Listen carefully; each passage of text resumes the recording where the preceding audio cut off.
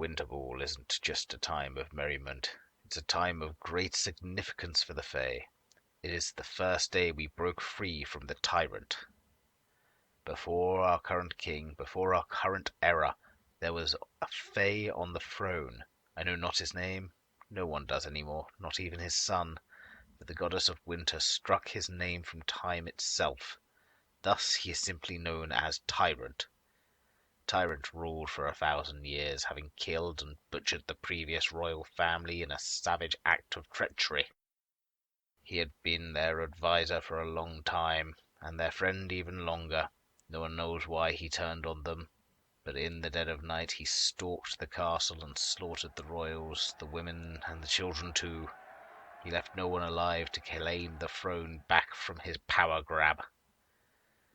He began to spread his influence, taking control of the nobles. Some of the nobles went willingly, following his ideology that power should be used to dominate. These nobles began to rule over their domains with cruelty and malice.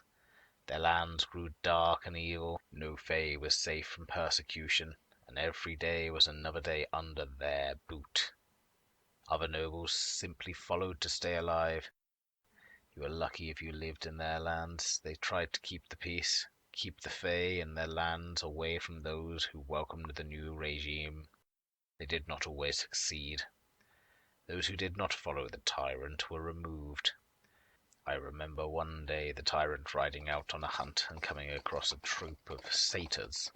He demanded them the tithe and offerings, but they refused. They said he was no true king.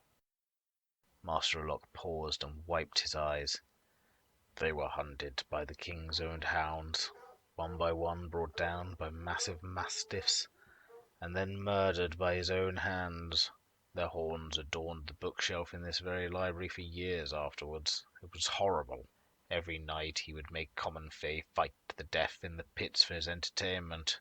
Sometimes it was against other Fae, sometimes it would be against his champion, great hulking Fae armed with swords and spears or other tools of murder. Other times it was against beasts that had been drawn to the pain and darkness he produced. For years after the end of his reign, dark fell beasts roamed the lands whilst we tried to heal. Like the basilisk, the one some explorers found in a cave a few months ago, Tanisi interrupted. Exactly like that. The basilisks had probably made a nest in that cave and had been preying on wildlife for centuries. It is fortunate they found it asleep, otherwise I do not believe they would have been able to inform the crown in time. Anyway, as the tyrant conquered our lands, he began to feel constrained. He wanted more, and he set his eyes on other countries to spread his torment to. He amassed his armies in winter, planned to cross the seas when no one expected him to, and surprise Ethos, our nearest neighbor, with an invasion. Little did he know his children had grown tired of the father's tyranny. His son, now our king, his daughter, and a collection of the nobles and common-born Fae gathered together and made their way to the temple of the winter goddess. There they made their pleas for the goddess' aid, for her to help remove the tyrant from power and return our lands to peace. The goddess appeared before them. Our king described her to me. 9 foot tall, dressed in a dress of the softest snow, so white that it was blinding. A crown of brilliant diamonds she bore on her head, and a sword of the bluest ice, so cold it froze the breath of the king in his retinue. Fortunately for us, the goddess heard their plea and agreed to help, but there was a catch.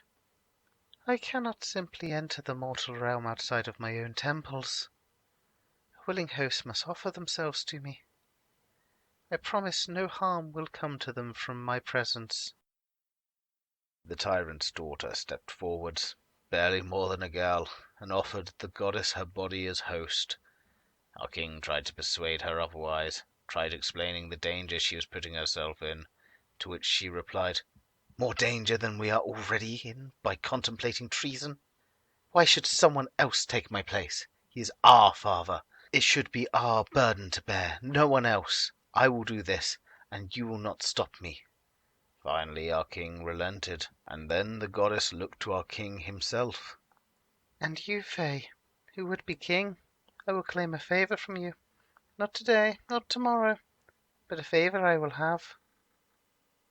And so, on the eve of the tyrant's departure, his son threw a ball for him at the hall north of us now, a lavish expenditure, a feast with tables stocked high enough with food and drink flowing from barrels like a spring feeds a river.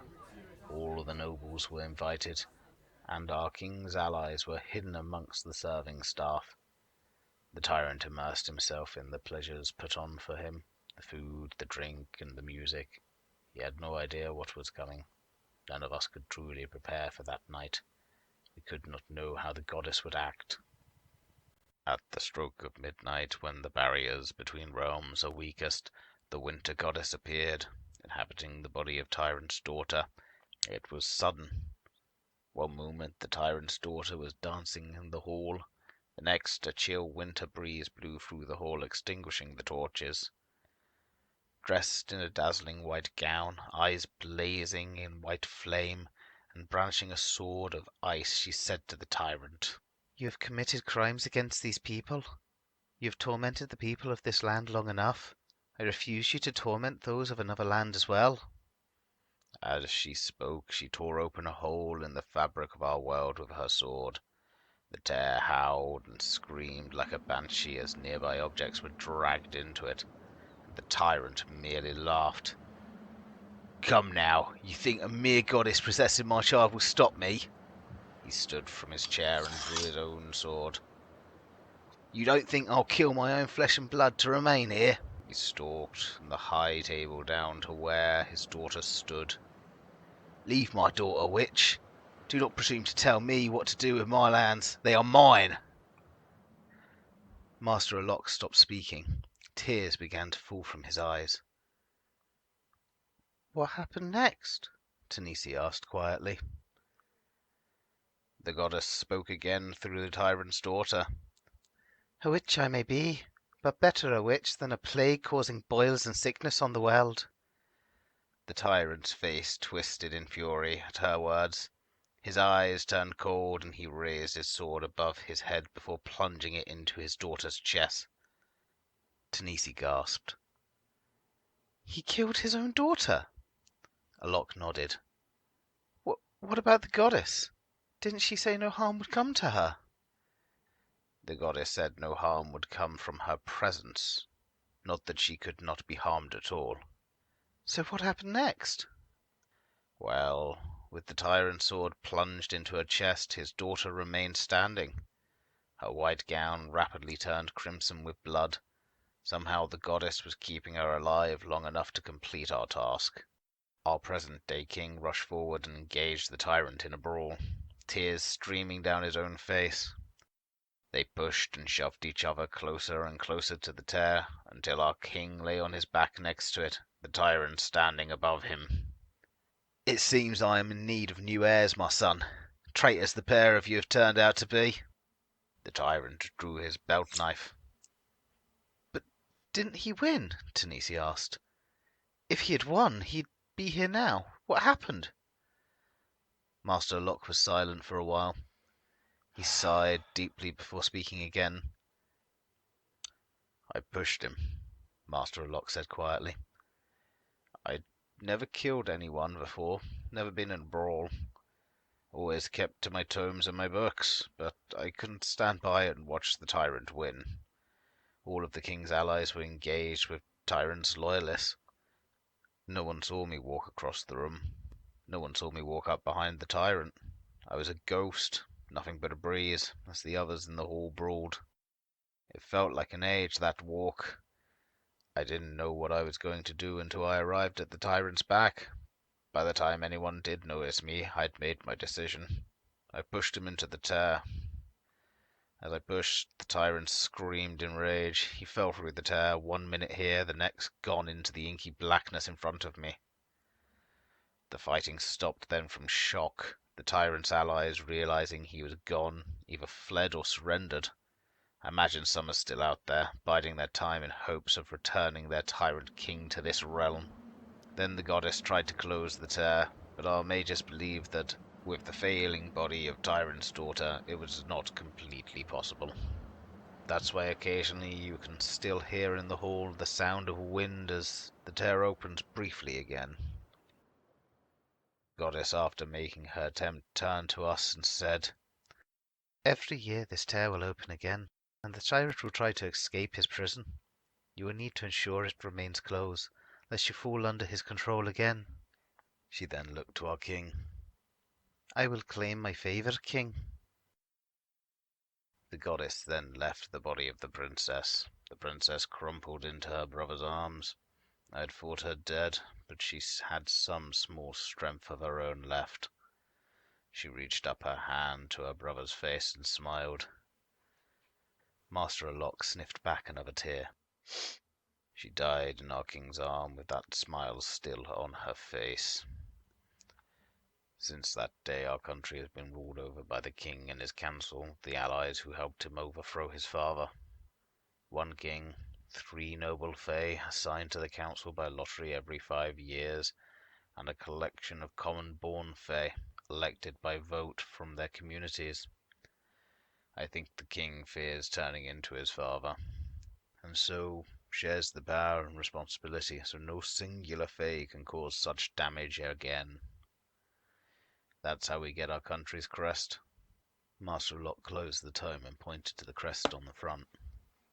1 crown for the royal family, 3 doves for the nobles, and a tree in its roots to represent the common-born. So you see, Tanisi, the hall, the winter ball, they're not just a party. They have a deep, significant meaning in our lives, and if we begin to forget why we go there every year, we risk the tyrant being freed. Tanisi sat quietly in Master Olok's study, the old fae staring intently at them. The sun had dipped lower into the sky. It was almost time for the evening meal. I see. I still have a lot to learn, Tanisi said. Indeed you do, young one. I've forgotten more things than you've probably seen, but you have years ahead of you to learn. But simply learning is not the important part. It is respecting the past and why we do things, so that you can prevent the same mistakes from happening again, lest we forget about the tyrant and one day finding him knocking at our castle doors. Tanisi shuddered at the thought. Then they paused. What about the winter goddess? What favor did she claim? Tanisi asked. She hasn't yet, as far as I'm aware. The king has had a prosperous reign, a loving wife, 3 children. Not once has he been disturbed by the appearance of the goddess claiming her boon. But I don't doubt she's waiting to claim it at the best opportunity for her, and that will likely be the worst moment for us. But come, Tanisi, I have sat in this chair for far too long. Let us go for dinner. Master Locke slowly stood from his chair and returned the tome to the shelf. He smiled to Tanisi, and together the pair left the study. End of Chapter 1. Written by Rob, lead creative writer.